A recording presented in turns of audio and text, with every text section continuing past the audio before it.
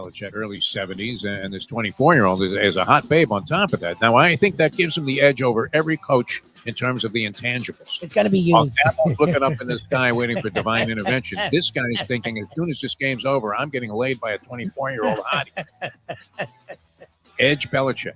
And then you would have to say, whenever you did one of those things about who has the advantage, offense versus defense, you're going to see the coaching box. And what happens when Bill Belichick is going against Mario Cristobal at the University of Miami? I mean, who's going to have a giant – that would be like triple check marks. Enough to eclipse every other advantage that the Miami Hurricanes might have in that spot. I always go back to our good friend Al Bernstein and the word intriguing. I think this is a very intriguing proposition to see Belichick at North Carolina. You bring up Cristobal because you're going to watch games and go, oh, sorry, Cristobal. See him up against, and I can't stand Belichick, but you would think X's and O's wise. He's definitely not going to have a problem kneeling. Yes. No, he wouldn't have been handing the ball off in that spot. And he wouldn't have kicked that field goal. Remember, he's the one that went for it on 4th and 5 from his 20 because he did the math. Like, if he has Cam Ward, he's not kicking a field goal there.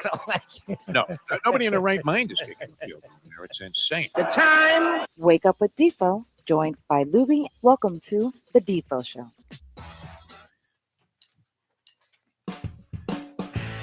Very pleasant. Good morning, everybody. Welcome to another edition of the Defo Show. I don't know, where did you get the sun, Lubie? You weren't this red yesterday. Did you have some kind of anxiety attack overnight or something, or is that actually like sunshine? I don't know. I'm outside a lot with my dog, but there wasn't a lot. You were right. There wasn't a lot of sun yesterday. We were dodging raindrops all day long. Early on in the afternoon, it wasn't too bad when I was doing a walk of life, but then after that it became prohibitive, washed out my possibility of returning to the tennis courts last night, which I was looking very much forward to. But never mind. Enough about me. This is a great day. And we're going to have an abbreviated edition of the program here due to some scheduling conflicts. But nonetheless, we will feature, as Lubie has on the crawl there, which is brilliantly done by Mike Lubie-Lubitz, Paul Mecurio, comedian Paul Mecurio, going to join us here because everybody needs a few laughs before you get into the holiday season. Do you not? Everybody needs a few laughs. I needed a few laughs last night. In my personal bookmaking venture, I was assigned the 2 underdogs in the Monday night games. Now, I was looking at that as ringing death to begin with. Yep. You have the Las Vegas Raiders with a backup to the backup in Desmond Ridder at quarterback. So you're figuring that they're going to be lucky to put 10 points on the board, which they did not. Although they had a shot like they do, or teams do in almost every NFL game, it seems like, to pull the game out of their ass, if not outright, but for their backers. Now, you would have had to be that. That was one of those ones, Lubie, where even if you were in Las Vegas and you went to the window and you said, and originally you were only getting 4 points with the Las Vegas Raiders. Now, how sharp are the bettors out there? Because the line ended up being 5 and a hook. And guess what, Lubie? The game was decided by 6. But it was more or less decided by bozoic play by the Las Vegas Raiders, fumbling the ball at their own 1-yard line. They did get it back. It turned out to be a safety. Well, they didn't get it back then. They had to kick it away, but it only cost them 2 points instead of 7. Blocked field goals, extra points, all kinds of atrocities, inappropriate timing on penalties when they were actually moving the ball. Everything they did pretty much backfired on them, and it backfired on me until the very end when you have not one chance but 2 chances on a mid-range Hail Mary. I don't know. Can you count like a 30-yard pass as a Hail Mary? It essentially was thrown up there and drawn up as a Hail Mary play, but had a shot to get into the end zone late. And the Chicago Bears equal disaster. I understand this. It can be an advantage, Lubie, but when you're hopelessly out of any contention, I don't know. Are you tanking for draft picks at this point? If you're 2-11? Going into the ball game. Now, the Bears are not 2-11, so they're not going to get the number 1 pick in the NFL draft. I don't know what level of pride they have left out there. You can't tell players to deliberately lose. The Dolphins tried that. It backfired on them, right? As they got as fired up as any Dolphin team has ever been under Brian Flores and won 5 games after starting the season 0-7. That was in a 16-game season, too. So they had 9 games left. They go 5-4, and you're thinking to yourself, wow, what a bunch of gutsy. I remember it was Fitzmagic, and all of this crazy shit was going on, bunch of scrubs. Chris Greer was cutting people right and left that actually had more than a game of NFL experience. Bringing in, I was surprised he didn't have Keanu Reeves at quarterback at one point in that season. And they did everything in their power to lose, but you can't tell players to go out there and deliberately lose. I mean, Nope. they're just not inclined to do that. Very, very competitive. Look at, as I referenced last week when I ran into Rick Barry at this luncheon. Well, I didn't run into him. He was speaking there. And as competitive, 80 years old, and he's like a championship caliber pickleball player. He had to find a game that he could compete in, and when he did, and he said it's only because he feels absolutely worthless unless he's out there competing. His life is incomplete, Lubie, unless he's competing in something. And then when you look at his resume, I was just perusing some. For some reason, is it possible that our minds are chipped now by Zuckerberg and his people? Because I mentioned Rick Barry, and out of nowhere, this has never happened in the 15 some odd years I've been involved on Facebook pages. That Rick Barry keeps popping up on my Facebook pages Your with phone various hears you. accomplishments. No, your phone is always, the microphone's always on. So it's actually sick, crazy, and also a really good tool for marketers. My wife loves it. Your phone picks up. That's why constantly, like, you'll be on a website and out of nowhere you'll get a spam for the exact thing you were talking about 3 minutes ago. And then now it happens on social media now too. So yes. Fucking George Orwell. I mean, I mentioned Rick phone Barry hears to you. Yes. And I would say I get 3 Rick Barry items every day now on Facebook. And if you have Alexa, that's always on. Like, they've actually used that in court cases because you can What hear. the Like, murder happening. Yeah, it's fucking nuts. It's crazy. Yeah, it actually weirds me out. But it's a really good tool if you're in sales. I would imagine so. Yeah, I mean, you get bombarded. Well, I mean, if you look anything up, I mean, if you're interested, like you're thinking, what does this drug do or whatever, you prescribe something by a doctor and you look it up, and then you're bombarded with different companies that are offering this thing and trying to convince you that it's the most advantageous thing you could do for your body.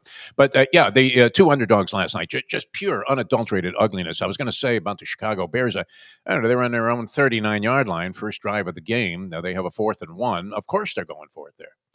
And I don't mind that they did.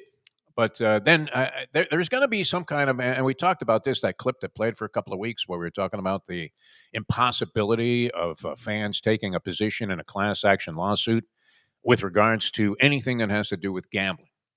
I mean, you have about as much chance as Leonard Toews had of winning that case against that Atlantic City casino that he tried to sue because he said they laced him with alcohol. And that's why he lost $1 million or all of his fortune. I don't know what he had. Well, no, that was a good one, huh? Just don't Did drink. you ever see that interview? It's classic. I mean, Yes. you could just YouTube this Good today. watch. Maybe the interview on 60 Minutes with Leonard Toews. Play it because what, the 2 million isn't that the guy that was like, That was it. I think definitely, he's with, I'd ask for 2. either with Dan Rather or Morley Safer, one of those guys. And the guy says, "Well, if I gave you $1 million today, would you do it all over again?" I mean, here's a guy living in like a studio apartment in a ghetto area of Atlantic City, which is pretty much all of Atlantic City except for the boardwalk and the hotels. And and he looks him right in the eye. I mean, this is like a 90-year-old guy who's lost his complete fortune, probably distanced himself from his family and all of his friends, because when you don't have the money anymore, how many people are still in your circle of friends? Yep. Owned the Philadelphia Eagles. Think about that. What are the Eagles worth today? They have to be, what, a $5 billion value, something like that? 4 or 5? 100%. I'll have to ask Jim Sarney on that, our financial sports consultant. Never mind Ravel. Anyway, and he looks him right in the eye and he says, "Could you make it 2?" I fucking love this guy. Love this guy. I'm sure you do. How great could he be? But it got uglier and uglier from the moment the game started. So you're sitting there, and a friend of mine, the great Mike Jones, one of our handicappers on Barrier Bookie and my other show, License to Steal, he's texting me back and forth. And he originally had said, I think you would be a cinch tonight if you put in a teaser on both favorites. And I was thinking, I think you'll be a cinch tonight if you just bet the 2 favorites. So you did have to sweat it out there at the very end. Oh, good. What was the line you got for the Falcons game? Falcons, I was only getting 4 points with the Raiders. No, so you lost that and went too? off 5 and a hook. See, I'm seeing 6 on the hook here. So the Raiders actually, if you had 6 on the hook, you actually covered some miraculous way. Believe me, from this cat, I'm not getting a very generous. I'm telling you, he gets his lines out of the Jewish Journal. He really does. I mean, it's got to be like 2 weeks old, these lines. But I don't argue with him anymore because he's lost every season for the last 15 years. So what am I going to do? I'm tempted to just send him back his money. All right, this is great because this gentleman, let's bring him in here, Mike Lubie Lubitz, because we need to add an element of class to this program, an element of distinction. And I always enjoyed this. And when we were in the Waco Combine there, I Heart Miami, this gentleman used to come around, and he probably, by the time he got to our station, he'd already done like Big 105, a Real FM powerhouse, WIOD, News Talker, which he would fit in perfectly since he worked with Jon Stewart, Stephen Colbert, and maybe even a couple of the Spanish stations. I don't know. Paul Mecurio joins us here on the program. Did you do the Spanish stations, and then by the time you got to 940 Wins, where we were working for about 15 years in the mornings, you said, I got to fucking go on with those guys? How are you, Paul? Yeah, good to have you back on the program. I'm good, man. It's great to be on with you. How you guys doing? Nice to see you, my friend. Doing just fine, and you're going to be in town. Let's get to this right away, and then we want to get into a bunch of other stuff. But you know, we like to get the promotion, like when we're on Radio Row for the Super Bowl. Have you ever done one of those? Oh yeah, absolutely. Okay, so you got like Troy Aikman and Michael Irvin, but they're really there to sell pork rinds and right guard deodorant. So we figured the best way to Which do are great that. together, by the way. I like to take the right guard and just Yeah. I mean, you spray a little of that deodorant on the pork rind. By the way, the Jewish Journal was hilarious. That was like no, it's true. I've been telling this guy that forever, and he hates the Jews too. My friend, he's from Italy, and I've been booking his action for 15 years. Well, I'm Italian, so you know the Jews and the Italians are exactly the same. We are Jewish. Food. There's a lot of emotion. Except the Jews, they have all the money. Yeah, we were one and the same in Brooklyn when I was growing up there in the 50s. You know, Yeah. Jews and Italians okay, the Puerto Ricans, not so much. You know. yeah. Well, they were kind of over there and with very pointy shoes. Yes, looking I was very just going to say suspicious. that. Great minds think alike, and I was afraid to say it because you know, the cancel culture being what it is may eventually reach its ugly clutches into even this shit that we're doing. Well, I was going to tell you right now, in about 10 minutes, I'll have you completely canceled. I will say so many inappropriate things. This I will will be the ruin only your segment show. that airs, the part of the interview that airs. All right, now comedians. You know, I've known many comedians. I've told this story many times. A long time ago, when I moved to LA, my girlfriend was the sister of the unknown comic, the great Murray Langston, who had a comedy she club. was? Yeah. She was really? He was awesome. Yeah, I'm a great guy. Unfortunately, though, he invested his money in other comedians, and he opened up a comedy club in North Hollywood called the Showbiz, and that buried him. That's how he ended up being the unknown comic by financial ruin by investing in a club. It's true. He was too embarrassed. He knew he knew the people at the Gong Show, and he said, "Hey, I'll go on there. I need the money for scale." And he was too embarrassed because he was already like an accomplished TV performer. So he figured, okay, let me just put a bag on my fucking head, and that way nobody will know that I'm desperate. But there were great comedians that were performing there at the time. I mean, you were seeing the beginnings of like Robin Williams and all of these guys. Yeah. Letterman was actually like, he was like one of those guys who came up at 6:30 when there was one drunk that was left over from the happy hour. Right, exactly. It was his uncle, probably. Yeah. But I mean, you have to take risks. Andy Kaufman was doing things nobody understood what the guy was talking about. Yeah. But I think you're taking a gigantic risk with this show. I'll let you explain it. Yeah. Because you're taking people out of the audience. That's almost like taking callers. Hey, Manny from Miramar, you're up next on the show.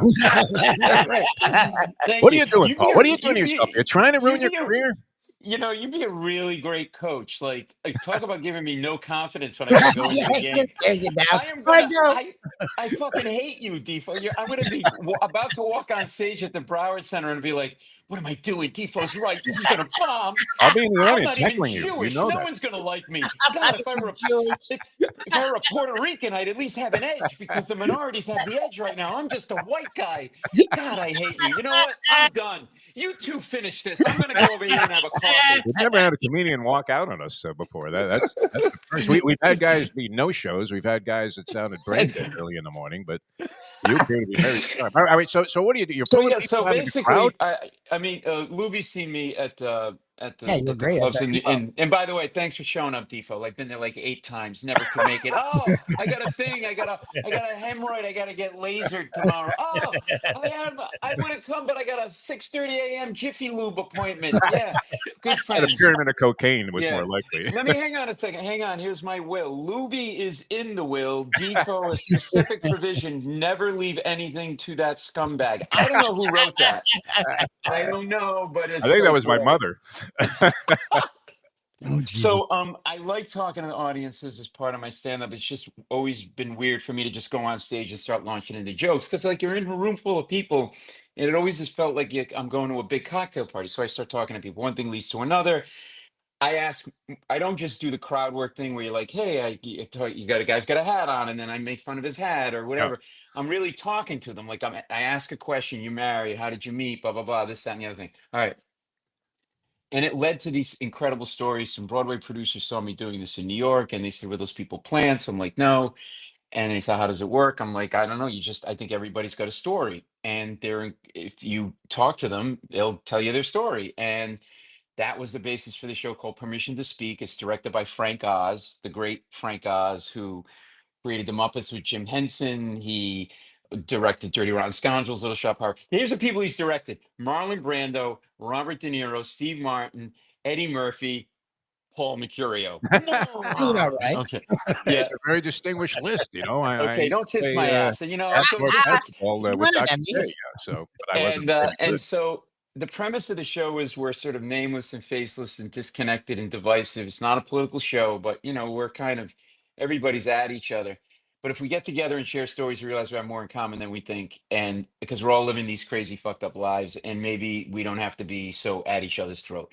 And I go on stage, I look, there's my stand up in it and all these and other stories that I tell, but then I start talking to the audience and we just get these incredible stories. Like I had this guy, and I think we might have this clip, like a 38-year-old guy. His name is Travis, and he has polio. And I say to the guy, how do you explain polio? Because he had a little kid at one point. Like, how do you explain that to a little kid? Because it's such an unusual thing to have. And we have a clip of how he explained it to his kid. I would tell the kids, hey, I'm from Vietnam. That's how I got hurt. Vietnam? And I was like, yeah. And it was a joke, but my daughter's 18 now. And a few months ago, she was like, Daddy, were you really in Vietnam? I was like, I forgot I told that. I told everybody that when you were like 6, I never fixed it.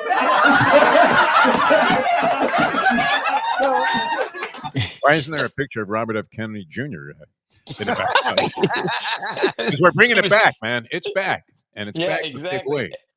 Boy, that's fantastic, and you've turned this into the fucking Late Show. It's great. We've never played a clip, I don't think, ever. Lubie and I have been working together about 15 years, and I don't know that we've ever dropped a clip of somebody that was performing. Well, it's because you're both lazy ass bastards. That's why. I was just gonna say it's because I'm fucking lazy. Like, you got the ability. Yeah, play a clip. And I love that guy because that's how the show represents like real life, right? Like, oh, by the way, we have a really cool set designed by the set designer for the Late Show with Stephen Colbert, where I work. We have animation by J.J. Settlemeyer, who did Beavis and Butthead and all the SNL TV Funhouse videos. So it's like a multimedia show. It's not stand up, but there's stand up in it, and that's why we're doing it at the Broward Center for the Performing Arts on January 17th. And so, like, I love that guy Travis because that's what we do with our kids. Like, we lie to our kids to explain things. Like, of course, my son, he thinks I love him, and it's not even a joke. Okay, let me tell you something. I'm tired of, like, we live in a world where you're supposed to say all the right things. Like, oh, having a kid is the best thing that ever happened to me. Not so much. I mean, right? You love your kid, but there are some days you wish he'd walk into the woods and never come back. Honestly. Okay, this is a sports show, right? We're big into sports in my family, right? My son, baseball player growing up. Okay, 7 years old, had a baseball tournament. My wife's like, you go 3-day father-son bonding weekend to the tournament. I go. And at the end of the weekend, it hit me. I don't really care for the kid. Now let me He struck explain out why. twice. Okay? What the fuck? Yeah, he sucks. First of all, you put a kid in a hotel on the road. What does he want to do? He's in the pool. He's in the pool. He's out of the pool. He's in the pool. He's out. Make a decision and stick with it, you little shit. Then, right? He wants like a grilled cheese sandwich. It's $17 for a grilled cheese sandwich at a hotel with no French fries. Then they burn one corner of it, and the little pussy can't eat the sandwich. And I got to get another sandwich. Listen to me. I'm $34 into bread and cheese. I got nothing to show for it. And you know what, guys? Guess what, parents? It's our Saturday night too. I wanted to go to a strip club, and he starts complaining. Like, Daddy, the lady on the pole scares me. This Jack Daniels is burning my throat. Walk it off. Drinking shots of Fireball, yeah. Yeah, exactly. And Beautiful. so we lie to our kid, and that's like the great thing about this guy is like he just it's like it's all out there, right? It's just and so that's what we've been doing. We're just talking and you know, everybody's got a story. There's something going on, and like I tried to explain to my son, talking about like say, one day he said, he's like, I don't know, 6, 7 years old. He goes, Daddy, why does a platypus look the way it does? I don't know. You don't have an answer for that stupid question. So you just make shit up. It's like, God was exhausted after creating stuff for 6 days, so we just started phoning it in. It's like, what do we got left for spare parts in the warehouse? What's that, a duck's bill? Put it on a beaver's ass and get it out of here. Like, hey, Dad, why are these helicopters hovering over the house? Well, they're the air shows in town. Exactly. It's great. because the aliens are coming. That's why. It's like jackpots that may compromise your inheritance. No, that's great. But now, look, it's dangerous because I used to experience this whenever I had to go out and get some fan reaction interviews doing various sports shows over the years. And the most, enthusiastic people, but hey, pick me, I got something. Yeah, no, you can't. And then you put the microphone in front of them, they go, yeah, I think the Giants are really good. We used to do a call-in show. We used to do a show with Don Shula, the great Don Shula. And for about a year, we were getting complaints as the Dolphins started to fall apart under Shula's leadership. And the people would call me during a week and say, hey, how come Shula doesn't take any telephone calls? This fucking guy's got to go. So Shula actually consents, even though he hated the idea, to taking telephone calls. And, of course, we take like 50 calls on the show, and every one of them is, oh, Don, thank you so much. I mean, people freeze up in these. You have skills. I would hate to accuse you of doing this. How do you get them to be that natural? How do you know who the fuck is going to be any good at this? Because you don't. Like, I don't plan it. I don't pick ahead of time. I don't care for the Jews. I don't pick them. But otherwise... and you look at the pointy shoes with the Rican. Yeah, I'll take the Puerto Rican, but not the Jew. Anybody's entitled to say anything they want, except the Puerto Ricans and the Jews. I really, all honesty, everybody truly has a story. I think they know that I'm not making fun of them. I'm just interested. I'm just talking to them, right? Okay. And it's funny. The ones that say they're really nervous or they're not sure, they end up like stealing the show. Like I'll have the microphone, right? And I'll be like, with the microphone, and then all of a sudden she'll grab the microphone and just sign. I'm like, okay, fine. Like we have another clip. Oh, you can never let him grab the mic, Paul. You know. No, that. Exactly. Well, I mean, it depends on where the mic is, if you know what I mean. I mean, I've wrestled microphones away from the strongest. I know, right? Thinking, because I did it one time. I was doing some boxing. I get in the middle of the ring, and the guy grabs the mic, and that was it. The director came out and literally, like piano wire, he got me and said, "Never fucking give up the microphone." So that's taking a risk. Now you don't have a dual, a separate microphone where you can cut. No, I got I got a lavalier mic on, so I got my, and then I just do that. So I'm just going like you and you. When I start talking to people, they can talk from their seat. They can come up, or they don't have to do it. But there's never anybody that said they don't want to do it. And I'm also telling my own life story too. Like I'm talking about my own life. My sister-in-law, Christmas is coming. Like, okay, cheapest. She's a WASP. They're cheap. My wife is a WASP, white Anglo-Saxon Protestant. They came over on the Mayflower. They don't pinch. They're penny pinchers, right? You know what my sister-in-law gives me every Christmas? Every friggin' Christmas. You know what she gives me? A lottery ticket. She gives me a fucking $2 lottery ticket. Yeah. And if you win, you owe her half. Yeah, laugh, assholes. Yeah. Nothing says I give a shit about you more than a 1 in 400 billion chance of getting a gift, okay?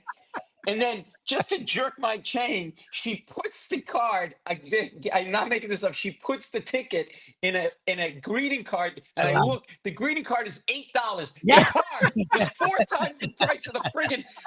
I was like, just give me the blank card. At least I can reuse it, like the Seinfeld re-gifting episode. You know, it's like. So like, and when you tell your own stories, like people relate, and then you get stories like. It's always like, I'm telling you, every show. Like I had this guy. I think we have this clip. There's a guy. This was in Chicago, and all I say to the guy is, "What kind of business you're in? What do you do?" And this is what he says.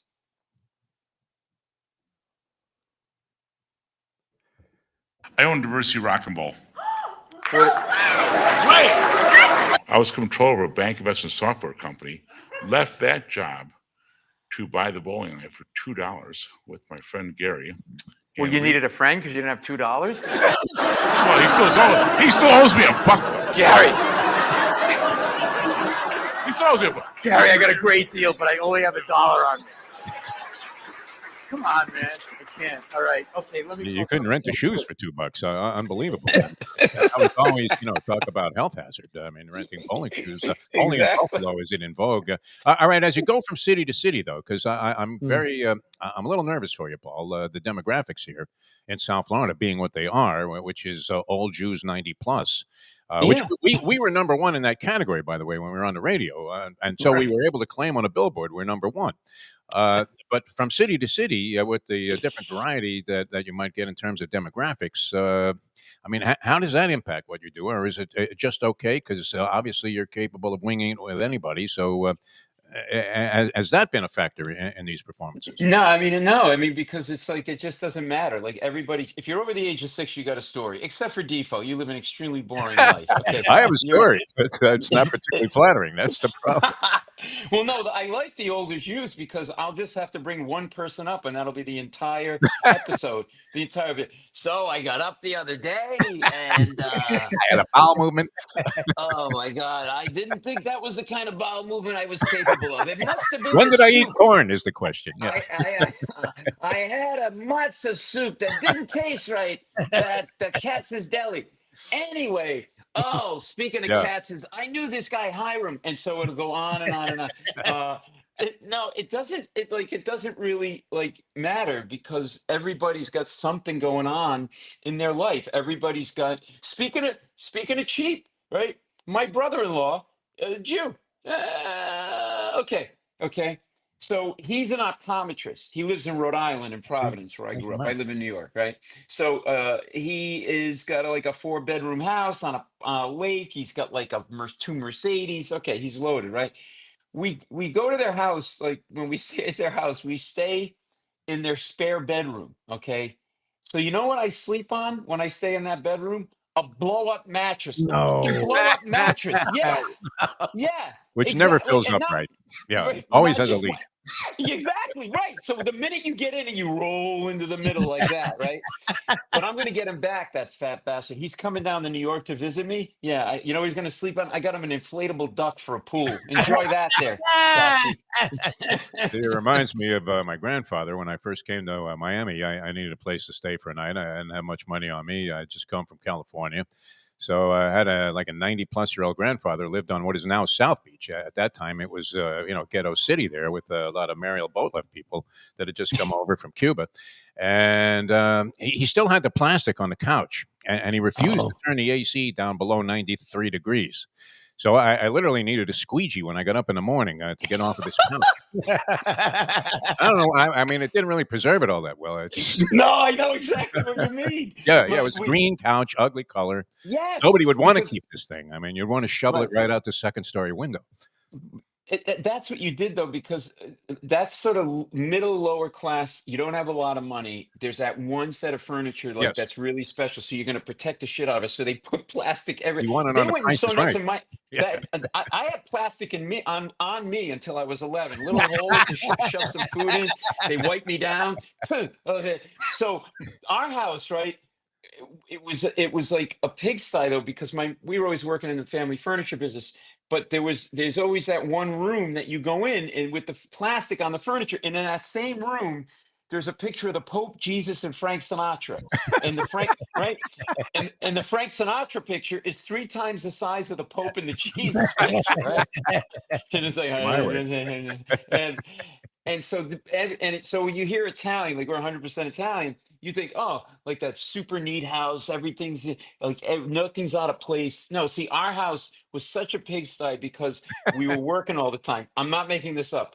My mother didn't give a shit about keeping the house clean. So, okay, someone breaks into the house and they took the stereo. They were in and they were out. Like the first thing near the door, they found it, and they ran. Okay, they were in it. They didn't touch anything in the house. Okay, cop comes over to take a police report, stands in the middle of the living room, surveys the living room, and he goes, "Oh my God, this bastard really ransacked the place." Huh? And that was after the cleaning lady had been there. Yeah, Exactly. that's great. Curious about this. I mean, naturally, every time you're on, they refresh my memory about your background here. And so in Wikipedia, I don't know if this is true or not because it could be fake news. But so when you told your girlfriend you were going back to stand-up comedy after you had sort of thrown in the towel on it, went back to your investment banking career, lawyer, Georgetown educated, it would seem like a more logical direction to go in terms of your lifelong security. And thanks, Dad. Appreciate when that. you came back and said, "Hey, guess what? I'm going back to the Comedy Store there, and I'm going to jump on stage. This is going to be my life." Did she leave right away? I mean, what was the reaction? Yes, she looked at me and said, "That better be your first joke." What kind of look did she have on her face? Can you give us any She, kind of impression of that? there was it was a lot of a lot of. It looks like Linda Blair in The Exorcist. I've never seen a 110-year-old young woman projectile vomit like a drunken iron worker at a Miami Dolphins game. And or the coach, for that oh, matter, at this point of the oh my season. God. Yeah. Now you And did no, I also. did. I was doing corporate law. I was doing mergers Yeah. and acquisitions in New York. Yeah. And if you don't know what mergers and acquisitions are, just for people listening and watching. So you buy and sell companies and you're like the person that does the transaction, right? So like it's like when you eat, right? You have a salad and you have a steak and you mash it all together.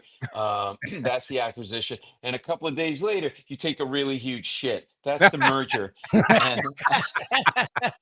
That's I pretty was the much what happens to colon. these companies after these mergers and acquisitions. Exactly. We felt that And firsthand. exactly. And so I just was writing jokes as a hobby, and I met Jay Leno at a private function. I didn't plan to do it, and I went up to him and I said, "I don't know if you need jokes." And I'm sure you never he heard was that like, before, though, Leno. Who also was a "Yeah, frequent performer at the Showbiz, Langston's Club, but he was already making it then, so he was like the big star when he came in. But I can't imagine anybody ever came up to him and said, "Hey, Jay, I got a couple of jokes. You want to try them?" What was his I don't reaction? know." I had like a page of jokes, like 10 pages of jokes, and he took them. And then a couple of days later, my phone rings and said, "It's Jay Leno. Is Paul there?" And I'm like, "There's no way it's Jay Leno." And I thought it was my friend pulling a prank. I'm not Yes. making this up. And I'm like, "Yeah, really funny." I thought it was my friend David. He goes, "No, no, it's really Jay Leno." I go, "Yeah, David, I know it's not Jay Leno. I'm busy. I got a deal." And now it's really Yeah. Jay Leno. And he goes, "It's Jay Leno." And then I said, I got really pissed. And I go, "I don't have time for this." I said, "If you're Jay Leno," I actually said to Jay Leno, I went, "You do a lousy Jay Leno." That's classic. And he's like, "I think I do a pretty good me." I'm like, "Oh shit, it's Jay Leno." And Always and a then startling realization, It's like exactly. And then he hired me. He said, "I'll pay you $50 a joke, and whatever jokes I use in my act or on the Tonight Show, I'll so pay you're you." And hoping he that's how tells I was. about 10 of them a night back at that Yeah, time. Yeah. exactly. I was like, Hey, I'm and then making I a was nickel like, a night. I'm not even on stage. That's yeah, fantastic. And at that time, that would have been an enormous amount of capital. All right, yeah, I did something, and I thought this was a show about the New York Jets front office, but you did Sports Comedy Central. yeah. Sports Okay. Central. Yeah, we did a pilot, and then I did an HBO. I mean, I've always been a big sports fan. Me, New England, so it's Red Sox, Patriots. We're a mess now, thanks to than Belichick, who's going to college. Yeah. He's going to coach college. Yeah, I guess his girlfriend's getting too old for him, so he's got to go younger. I think he gets free tuition for her if he's the coach of the team. Can you see him sitting on a couch with some 18-year-old entitled asshole? Like, yeah, we got every Friday we got a great mixer. I think you would enjoy the mixer. Is he having sex with that girl? Is he is he having? Are they having? Does he whiteboard the sex in the bed? All right, listen, I'm going to enter the bedroom here. Yeah. When I enter the bedroom here, you will be on the bed. I will be here. We will go at it for approximately 4 minutes. At some point, I will have to take a knee. You will wait. You will wait patiently. Do not look at the ground. That's how you can fumble my penis and it falls onto the bed. Well, I'm a year older than Belichick, and I can't imagine any 24-year-old is eyeballing me naked and not going into an immediate panic. The only way is if it's somebody who's an intern working in a morgue and you're dead. That's why they would be eyeballing you naked. Yeah, it would have to be like Quincy looking at me in that condition. that would be it. All right. So, and we have a formula on that.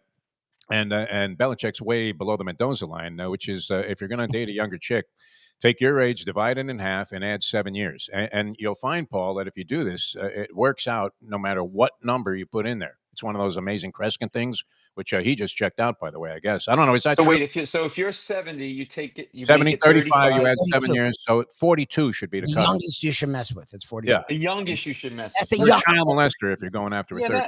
Yeah. But think about it. I mean, It's different, but it's doable.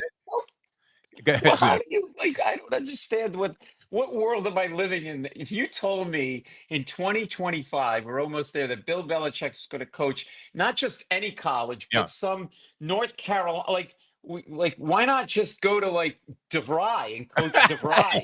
And then he was going to be banging a 24-year-old cheerleader who.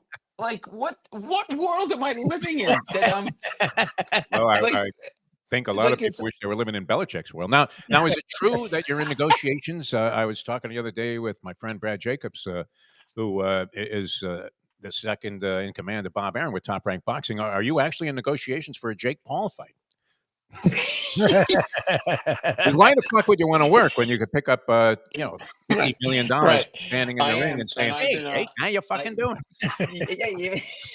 You want to see I've been working out. You want to see my boxing technique? Okay, hold on. You ready? So it's basically me just running at somebody and going, and flailing my arms. Well, you would have landed more punches than Tyson did. Oh my God! Tyson. I would have done that for 24 million. I mean, I would have. Who wouldn't? Look at how you're whoring yourself for 7 cents a day. I mean, I would have done it. Exactly. I don't know if it's reached that level yet in this streaming episode that we're on right now. But all right, so the date is the 17th of January. Is this going to be a one-shot deal? Or are you going to be in any other places here? It's going to be. Yeah, we're going to be Parker we're Playhouse. going to be in Orlando at the Dr. Phillips Center the next night, January 18th. So coming in, doing you work on the late show, flying in Thursday night. The 16th, doing the Fort Lauderdale Broward County Center for the Performing Arts. Bang. 17th, crushing it. Bring about 2 Jews up. That'll be the night. Then I'm not going to. You can't find a Jew in Orlando with a search warrant. What are you talking about? Oh, but he's going to be here in Fort Lauderdale, the Broward Center. You should be full of fucking Jews. Broward Center for the Performing Arts. Yeah, and then I'm going to be in Orlando at the Dr. Phillips Center on the 18th, Saturday. Also going to be in Rhode Island in March 8th at my home state, Rhode Island United Theater, and a bunch of other PaulMecurio.com. 1 R in my last name, not 2. They can go see where I'm going to be, or go to browardcenter.org for tickets for the 17th, drphillipscenter.org on the 18th. So, I'm really psyched about the show. It's really cool. I'm sure Lubie will be there. Defo. I'd love to come. I didn't know if I could snore for tickets on the air because, I will be there. Guests are inclined to say, "Yeah, sure, I'll leave you a couple at the door." But then, I'm going to leave you tickets, and they'll sit there and they'll collect dust because you're not coming. You never come. Oh, I got a thing. I'm 72. I can't now. Yeah. Your clothes. Kyle Shanahan said, "I don't know that I can guarantee I'll be alive tomorrow, but much less on the roster." So, all right. Well, we wish you all the best. It was great having you on. This is always fun, man. This is great. And thank you very much. Are you wearing any pants for this? We do. We probably shouldn't. Who was the guy on CNN that was on I the got my Zoom call? pajama. Oh, you do have pajamas pants. on. Okay. You actually are wearing like pajamas. Like I I got said, my you pajamas. don't want to see my piece. I mean, Belichick obviously has something on me in the category. Oh, we want to see it. Let me get the Hubble telescope. Yeah, you need an electron microscope to see this. A pleasure. Thank you so much. That's Yes, the, great to January be out with you guys. 17th. Always The fun, man. information's Been too long. available. Go see this guy, and you might be even in the show, which would be fantastic. Yeah. Thanks so much for joining us here on the program. It was a pleasure. I had a great time. It was 20 minutes of my life I'll never get back. Appreciate it, guys.